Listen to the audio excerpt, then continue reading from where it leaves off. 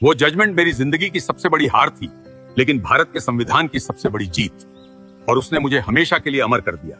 मैं केशव आनंद भारती, केरला के एडनीर मठ का शंकराचार्य हूँ।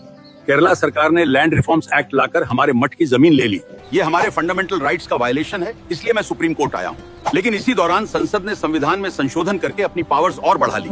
मैं केशव आनंद भारती का वकील हूँ। सुप्रीम कोर्ट में ये केस एक प्रॉपर्टी डिस्प्यूट से बढ़कर एक कॉन्स्टिट्यूशनल डिबेट बन गया। सवाल वही, क्या पार्लियामेंट कॉन्स्टिट्यूशन के किसी भी हिस्से को मनमाने ढंग से बदल सकती है? अगर ऐसा है तो सरकार कभी भी सिटीजन से उनके फंडामेंटल राइट्स छीन सकती है।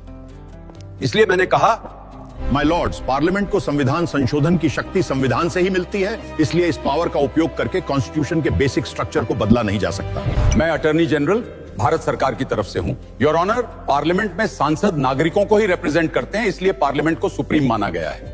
पार्लियामेंट की संविधान संशोधन की शक्ति को सीमित नहीं किया जा सकता, और नागरिकों की भलाई के लिए पार्लियामेंट फंडामेंटल राइट्स को भी अमेंड कर सकती है। इस केस को डिसाइड करने के लिए सुप्रीम कोर्ट ने आज तक की सबसे बड़ी 13 जज कॉन्स्टिट्यूशनल बेंच एस्टैब्लिश करी, जिसने लगातार 68 दिनों तक इस केस की सुनवाई की और एक हिस्टोरिक जजमेंट दिया।